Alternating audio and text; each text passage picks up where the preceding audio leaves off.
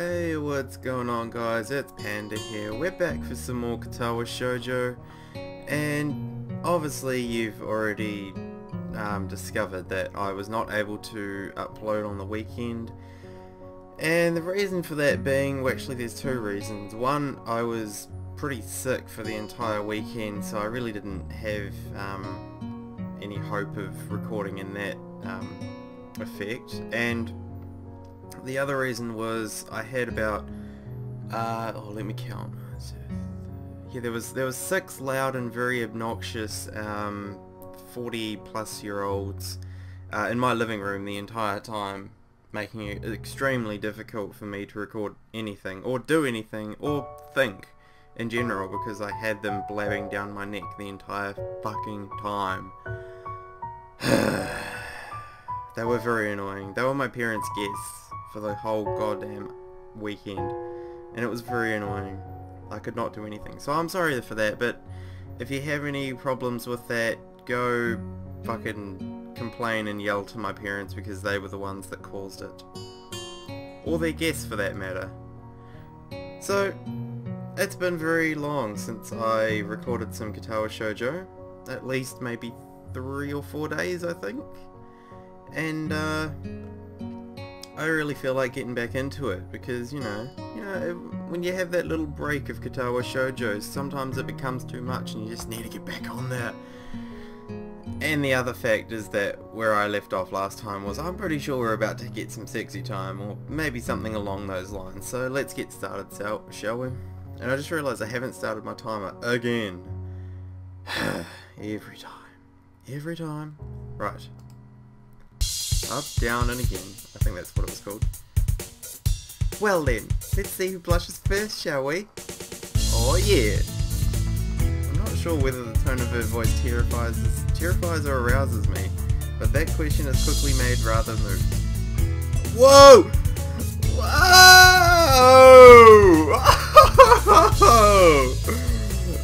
Oh shit! I was right! Oh, ow. Oh, man. Heavy. Oh, shit. Well, you guys get the black screen. I was not expecting that. I mean, I had it in the back of my mind, you know. I thought, I wonder if we're going to get some sex here. But I never really expected it to happen so quickly after I started. Jesus. Emi gets down to the point. Alright. In a motion of practice ease, she peels the blouse off and tosses it carelessly aside. Her bra and skirt quickly follow it onto the floor. Ha! I fight the urge to blush. It's a rather hard task. You don't say! I'd be fighting the urge to fucking have my boner stay away, to be honest. God damn. Escalation, is it? My own shirt follows suit, albeit with some difficulty thanks to my position. Emi Mokulin. You'd have to try harder than... Oh, Jesus. My hands gently caress Emi's bare skin, causing her to shiver. It would seem that my hands are acting on their own, again. If our position had let me, I'd probably have finished her undressing for her. And of course, the boobs have to be just in the scene so that I have to block out the whole black screen again. Maybe I could cut off that little bit. I could do that, if I feel up to it. I start to say something about how Emi's starting to blush, but both of us are very rapidly reaching the edge of something very barely holding us back. Conversation grinds to a halt, and I feel my arms losing energy. Neither of us, however, are prepared for this sudden new sensation. It's just, every time this music comes on, I know what's gonna happen.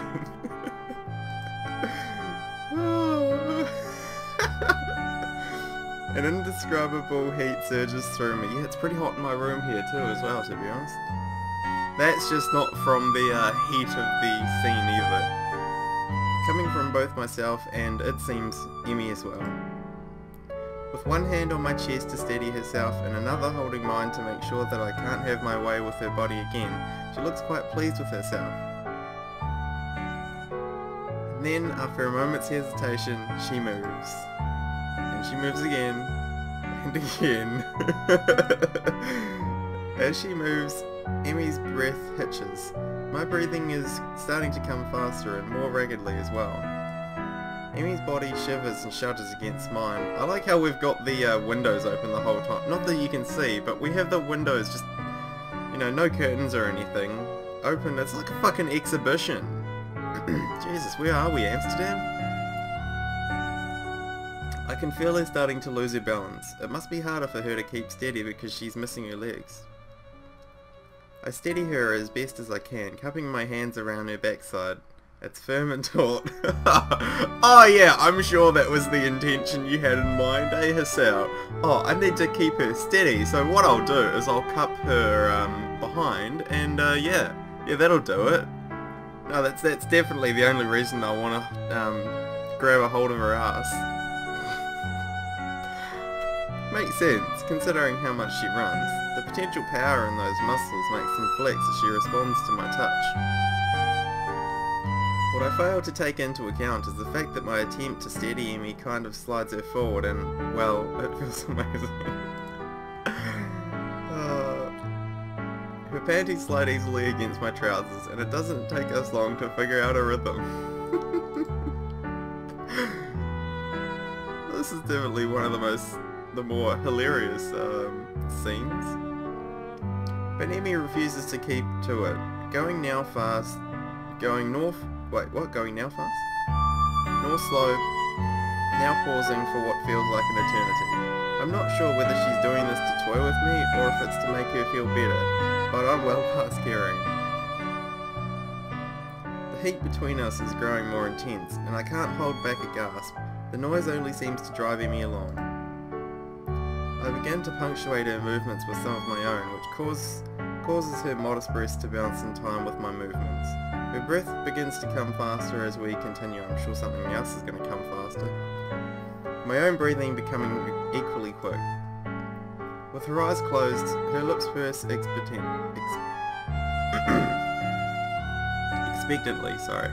I just managed to lift myself up for a few moments.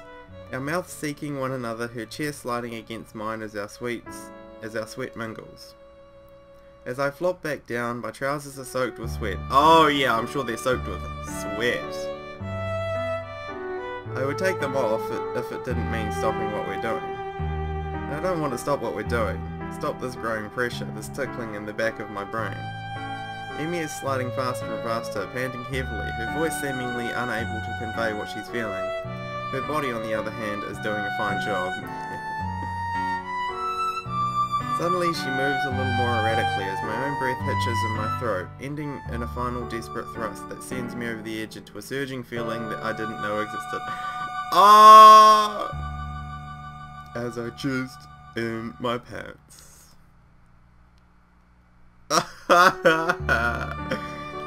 My mind blanks, fills with white noise, and I succumb to the feeling of climax. For a few seconds, you did jizz in your pants! Everything else in the world falls away except for this amazing feeling of Emmy and I together. And then it pauses. It passes. The white noise clears, and I am left staring up into the eyes of the girl atop me. For a few minutes, neither of us speaks. The sound of our breathing fills the room, our chests heaving from the experience. She eventually reluctantly shifts off of me and sits against the wall. I join her. Oh, no, we've still got no clothes on, okay? So, did I blush? I didn't notice. Yeah, I kind of had my mind elsewhere. Emmy? Did I? Emmy shrugs, still breathing a little heavily. Didn't notice either. Well, maybe we should... Oh, fuck! Oh shit, Rin! Rin, no! Rin, what the fuck are you doing? Rin, get the fuck out!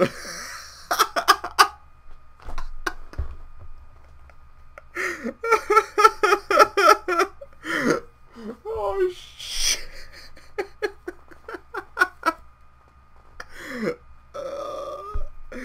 need to use your window. My first instinct is to hide, but then I realise that I'm still utterly exhausted and sitting next to a topless Emmy, so there's no running away.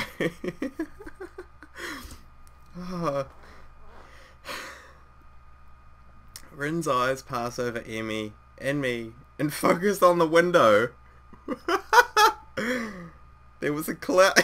She doesn't even give a shit. Oh, a cloud? Rin nods. I was watching it from my window, but it didn't stay in my window. So I need to use your window. Well, go for it. Carry on. We'll just continue sitting here naked. Emmy shifts a little, causing me to cough in order to cover up a gurgle of my own. How long did you need the window for? We're, busy. This time, I can't contain my laughter. Rin ignores both Emmy and me and peers out the window. Her shoulders slump and she looks disappointed. It changed into something else. Disappointing. Emmy is having trouble keeping a straight face. Sorry to hear that, Rin. Could we have a little privacy now, please?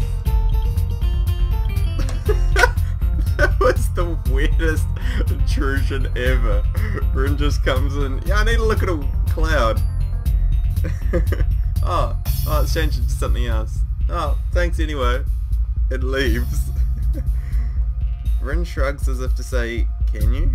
And hooks her foot around the door, pulling it closed behind her. We both dissolve into raucous laughter, unable to deal with Rin's bizarrely timed visit any other way. After our laughter dies down, I look to Emmy. We're both a total mess. Well, Emmy raises an eyebrow. Well? Again? Emmy grins and laughs, and then she nods. Jesus! We should probably ditch the clothes this time. You know what, Emmy? That's about the greatest thing I've heard you say so far. Oh no, don't do this to me. No! What the fuck? I want to see. That's not cool. Oh.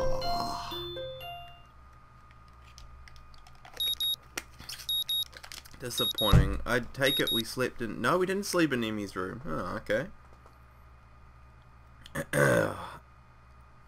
Let me regain my composure here. The sunlight breaks through my window shortly before my alarm ruins the morning silence. I feel sore. Yeah? Oh, I bet. The events of the previous evening suddenly intrude upon my consciousness, and I find myself blushing. That was an eventful evening, and it explains perfectly the soreness in my lower back. You don't say. The walk back, as I recall, had been rather tense. My trousers have been... Yep. I had washed them off in the bathroom before going back to my room. That ain't gonna get the smell come out of there, buddy. But there was still a fairly obvious looking stain on the front. Fortunately for me, the only person I ran into on my way back was Kenji.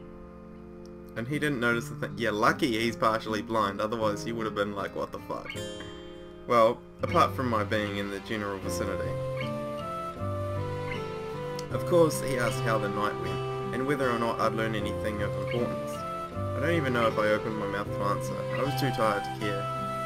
And this morning, I'll admit that I'm feeling pretty worn out. Still, Emmy had promised to meet me at the track, and I'd hate to disappoint. She is indeed waiting for me when I arrive, doing her best to look cheery despite the fact that she's sitting in a wheelchair. I have to wave her. I wave to her and begin stretching. You really? Emmy frowns and shakes her head. Ridiculous.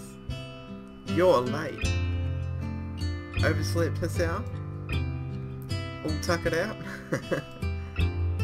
Well, at least she seems more like her old self. And as expected, she doesn't seem that shy about mentioning our previous activities. I have to give her that. Everyone else is sort of like, all awkward about the previous night. Hey, you're lucky I could show up at all. all that cardiovascular activity last night. I nearly thought I'd have to see the nurse afterwards. Oh yeah, tell him what happened. I'm sure he'd love to find out. Emi laughs out loud, and then her face suddenly becomes concerned. Hey, that's not, I mean, you're not... Go on, spit it out. It's just that it would be hard to explain if you had an episode while we were... Oh. Ah! Ah! Yeah, okay. Now that she mentions it, it really is a legitimate concern. I certainly hadn't thought of it last night, of course. Other, more pressing concerns had been at hand. Yes, definitely pressing. If you get what I mean. Well, I don't think anyone we, do is going to be any more of a strain than these morning runs, and I can handle those fine, so... Emi considers this point. A devious light appears into her eyes. Say... The light vanishes and Emi grins ruefully at me. I can't help but feel vaguely suspicious. I seem to have forgotten a pair of gloves. What do you need gloves for? Jeez, she's not going to give me a colonoscopy, is she? Emi indicates the chair upon which she is seated. Well, this, of course. Sure, regular moving around is all well and good without him, but I want to be able to get a good workout. And to get that kind of speed, you gotta have gloves if you don't want blisters. So, what? Are you wussing out on me then? Do I have to go to it alone? Emi thinks for a minute, or pretends to think. If I remember right, there's a spare or two in the track shed. Ah, I know where this is going! I've heard many stories about this. As soon as I've heard wind of the shed, I believe I know where this is going.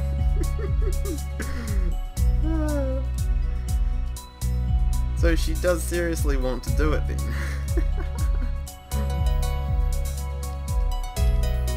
But in her normal school uniform, I'd have expected her to wear her gym outfit for something like this. Wait, what are they doing there? Emi looks askance at me. Askance? Seriously? You can't think of why a shed full of track supplies at a school for the disabled would have racing gloves? Well, when she puts it that way, I suppose that makes perfect sense. Hey, I'm still getting used to this place. Give me a break, huh? I guess I can let it slide this time. Guess you can let something else slide in your hand. Hey? Like my, yeah, we'll just carry on. Now, come on, I need your help. I can't imagine what for, but then again, I didn't have a clue why racing gloves would be in the shed, so I'm not willing to press the issue. And here we are. Emi navigates her way to the shed easily enough, though I can hear her grumbling under her breath. I'm sure that, I think I'm going to have to make this all one episode. It's actually kind of cute. I hurry a little to reach the door first. Opening it will be easier for me than for her. The door opens and Emi starts to wheel inside, only to come to a sudden halt at the doorway. It seems the door sill is slightly too high for her to get over by herself. Oh, you gotta carry her in, bruh. She makes a few runs at it unsuccessfully before crossing her eyes and glaring at the offending object. Stupid wheelchair. Hisao, can you give me a hand here? Sure, no problem. It's a simple enough matter for me to bump Emi over the doorway, jolting her slightly. Hey, easy there. Whoops, sorry. It's at about this time that I fail to notice where I'm going and run Emi's chair into a man. And she's down. And this is the start of another black screen. I wouldn't be surprised. She gives a startled yelp and what? Oh, thought that said topless. And topples forward out of her chair. There's a moment of silence as I gaze in horror upon what I've done, and Emi glares at me. Sal. Yes? Promise me you'll never work at a hospital. Sorry, I didn't mean to. Emi giggles and holds up a hand. Would you kindly help me back into my chair, Hisao? As I bend down to pick up Emmy, she grins in triumph and pulls me into a kiss that quickly has us both entirely unconcerned about getting her back into the chair. In fact, as I move to a more comfortable position, I confess that the chair is pushed out the door, which, startled by the passage, swings shut. Oh, what do you know? Well, at least we've got privacy now, which is a good thing as my hands work quickly to remove Emmy's blouse and skirt. I'm startled to discover that she's forgotten to put a bra on today. Did she plan this? I wouldn't be surprised. Her arms hook under mine and rest on my shoulders as I kiss my way down Emmy's knee, pausing to give special attention to a spot right where the neck meets the shoulder that I found last night. You've gotten pretty good at it. I do try. Emmy pushes on my chest insistently, and I draw back with a puzzled expression. I've got a confession. Oh, don't tell me you've got an STD. Oh. Having pulled back, I decide instead to focus my attention on Everest. As she attempts to speak, her words are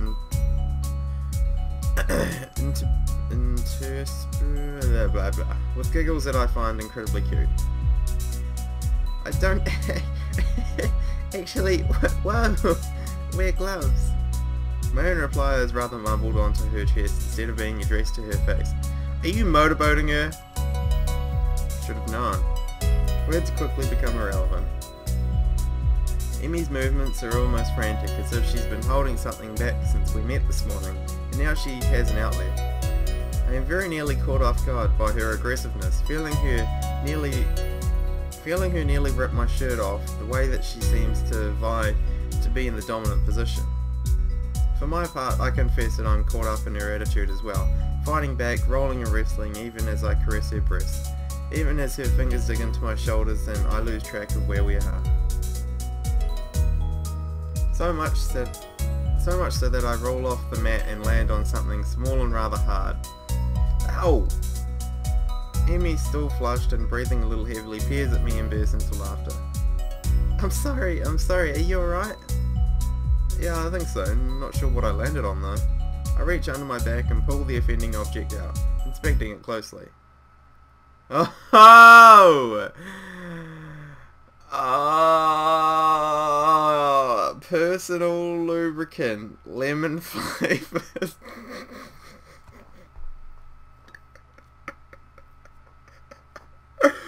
Oh shit!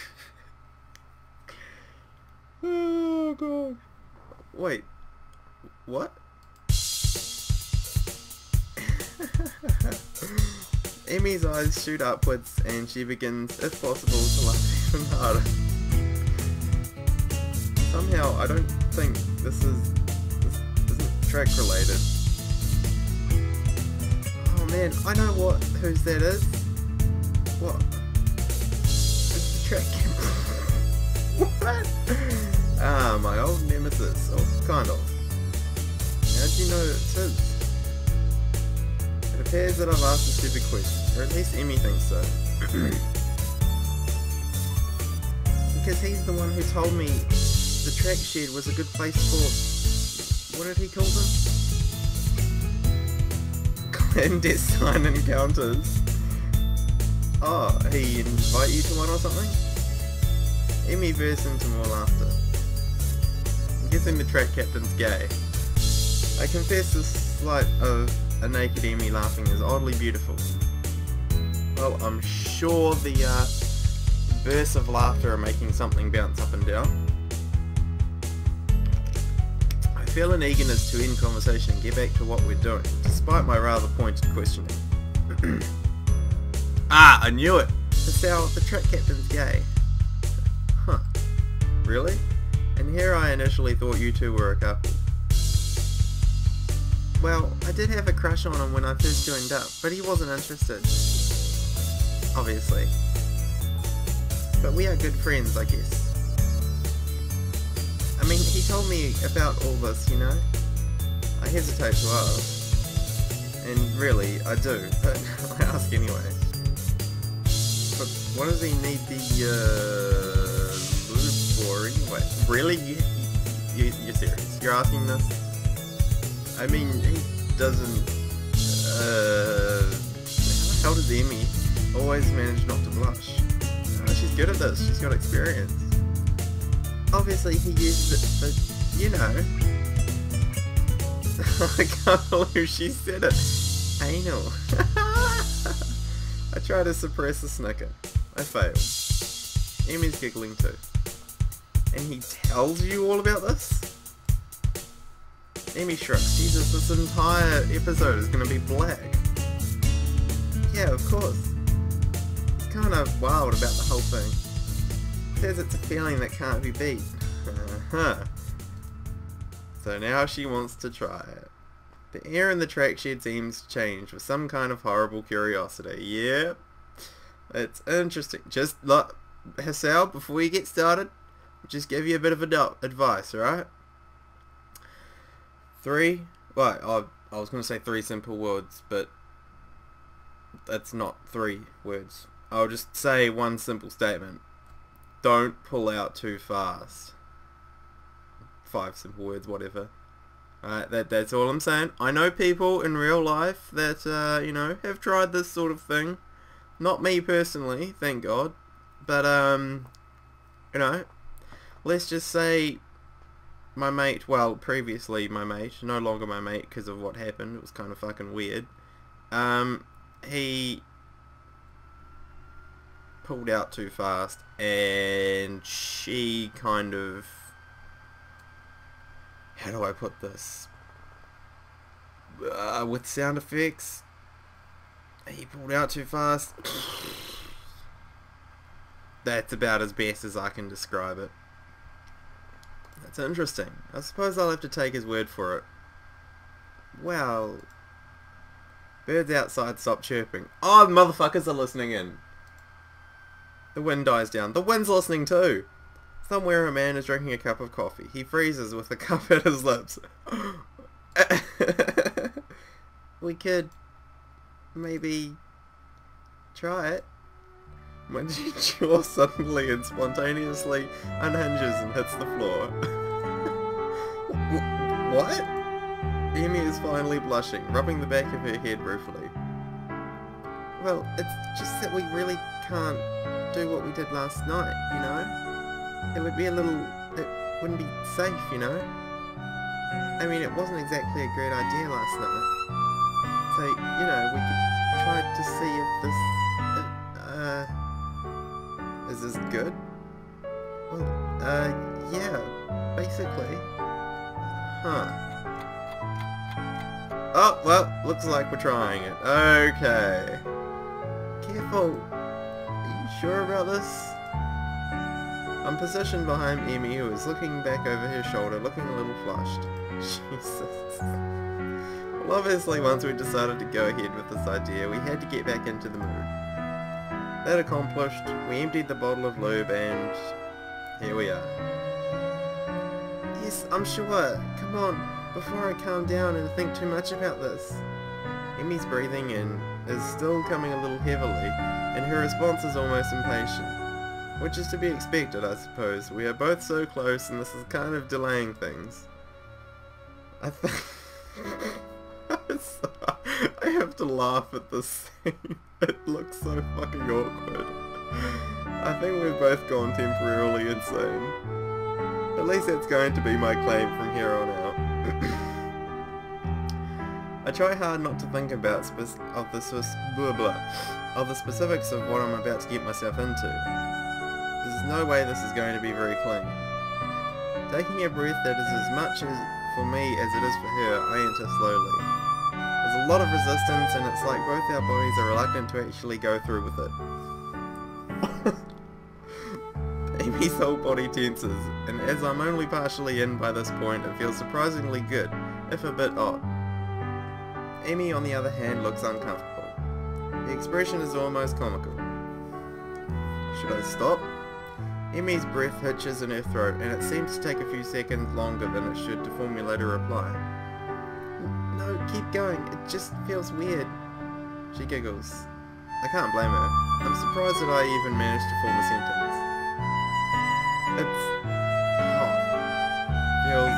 exceedingly odd. The lube glistens unnaturally. It makes me uncomfortable. I continue to work my way inside her, working slowly and listening carefully to Emi's breathing. I reach my limit and pause. Emi looks back again, biting her lower lip. Are you going to try moving, or are we just going to sit here feeling silly? No, I just wanted to give you a chance to adjust. Fine, just tear the fuck out of her ass, Hisao. You know she's gonna be bloody sarcastic like that? Rip her a new one. This doesn't make any sense. How do we even decide to do this? I don't think there's really any adjusting to this, Hisao. Try moving, maybe it'll feel better? She sounds doubtful, but certainly unwilling to admit defeat now that we've come so far. I begin a slow motion that seems to work well for both myself and Emi as she closes her eyes in an attempt to concentrate on this new feeling. As I begin to find a rhythm, I begin to feel that familiar falling away sensation I got yesterday. I close my eyes and try to lose myself in the feeling, except it doesn't seem right. Emi's not making any noise. I learned very quickly yesterday that Emi is somewhat less than quiet when she's enjoying herself. As I open my eyes, I see that Emi is trying to get into things, but it just doesn't seem to be working for her. Her eyes are closed and she's biting her lip, but it seems to be out of toleration rather than enjoyment. Well, this was a failure, but hopefully it'll be over soon. Look, I'm caught in a bit of a situation here. In truth, I don't want to stop, but at the same time, it doesn't seem to be doing much for Emi. Or if it is, it's coming on far slower than I am. I feel bad. I want Emi to enjoy this too. I reach one arm around to tease at Emi's chest, which startles her. This in turn causes her to tighten around me considerably, causing a wave of pleasure to blindside me. My gasp seems to amuse Emi, but her grin quickly turns to a gasp as I move my other hand casually down her front and begin to stroke gently at the soft patch of hair between her legs. Jesus, this is intense. The motion of my own hips increases at my hands' ministrations as Emi's front being back the gasp and yelps that I'm used to.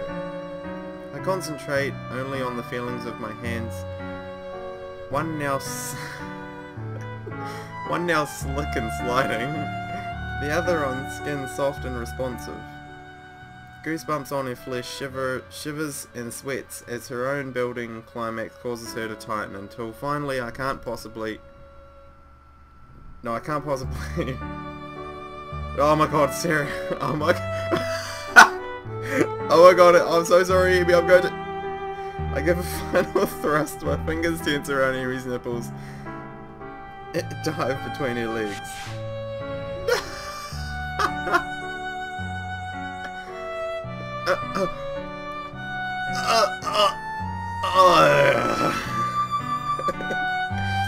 Emi's back spasms as she arches up high, a girlish cry that echoes off the walls, and I feel a wave of my own climax annihilate all other sensations in my body. Emi's arms give out and she falls forward rather violently, disengaging us and pulling something dear to me in the process. Hey, no more black screen, yay! The sudden switch from pleasure to pain causes me to lose my balance and I fall forward on top of Emi. Ow! Ow. I quickly roll off Emi and prop myself up, breathing heavily and trying to ignore the pain in my crotch. Emi yelps a little as she rolls over. She grabs a couple of the tissues we'd kept handy earlier and cleans up before getting her panties back on and awkwardly leaning up against the wall. Still breathing heavily, I decide to sit against the wall next to her. The feeling of the cool concrete against my sweating back is a welcome sensation. Oh, no, we're back to black screen.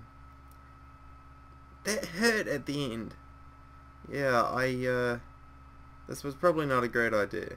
Emi squirms in order to try and sit down beside me without too much pain.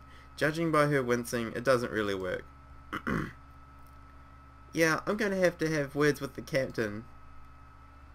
He was clearly lying. The utter and absolute ridiculousness of the situation suddenly hits and I begin laughing. Emi shakes her head and begins laughing with me. Hey, Hisao. Yeah? We're never doing this again, right? Yeah, I think my curiosity is satisfied on this one. Emi nods satisfied. Good. I think we should maybe stick to the basics, don't you? Yeah, I definitely agree. I mean, most of this is new to me anyway. What do you mean, most? Emi grins impishly. I'll never tell. An unpleasant thought strikes me. Even more unpleasant is the thought of having to ask Emi about it. Still, after what we've just done, it should be a cakewalk. Hey, is there a sink? I kinda like to wash off a little. Emi's jaw drops. And the sink? Well, there's not really anywhere else to do it, is there? And I want to avoid a smell that the nurse might notice. This is the most awkward conversation I have ever had. You're right. Yeah, it's on the back wall. There might be some soap too. Thanks. There is in fact a little hand soap, which is better than nothing. No towel though, guess I'll have to drip dry. All finished? Yeah, that'll do for now. It's not like I'm not going to take a shower after we see the nurse. Take one together, why not? Save water. Glad to hear it. Now, help me find my clothes. You tossed them somewhere. Hey, you will know better. How am I supposed to explain that hole in my shirt, Sorry, I got a little excited earlier. It takes some time, but finally we're both more or less clothed. There's a frantic movement where neither of us knows where Emi's wheelchair is, but I recall her going through the door and rescue it. Oh, thank God, she now has clothes on. Welcome back to the party, folks. No more black screen. Oh my goodness, we actually have some clothes on. Wow, let's have a look. Let's see how long that was. 35 minutes of potential black screen. Jesus Christ. Hopefully my commentating was enough to entertain you throughout. I'm gonna stop that episode there and I'll see you very shortly. Bye.